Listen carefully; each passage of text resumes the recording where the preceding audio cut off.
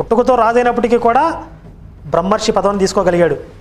అట్లాగే పరశురాముడు పుట్టుకతో బ్రాహ్మణుడు, ఆయనలో ఉన్నటువంటి క్షాత్ర గుణం వల్ల ఆయన క్షత్రియుడు అంటారు పరశురాముడిని. ఇట్లా వారి యొక్క గుణకర్మలను అనుసరించి వారికి తగినటువంటి గౌరవ మర్యాదలను కల్పించింది హిందూ ధర్మం. వ్యాసుడు ఉన్నాడు. వ్యాసుడు ఒక మత్స్య గ్రంథికి పుట్టాడు, అంటే చేపలు పట్టుకుని అమ్ముకునేటటువంటి ఒక స్త్రీకి జన్మించాడు. కానీ వ్యాస మహర్షి, వ్యాస భగవానుడు అంటాం.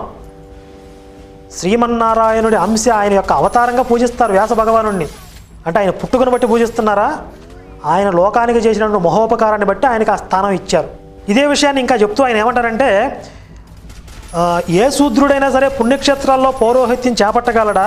దళితుడికి ఆలయ ప్రవేశం లేదు, ఇప్పటికీ అనేక మందిపై అంటరానితనం ఉంది అని చెప్పారు. ఈయనకి అసలు హిందూ గ్రంథాల మీద కానీ చరిత్ర మీద కానీ ఏమాత్రం అవగాహన లేదు అనే విషయం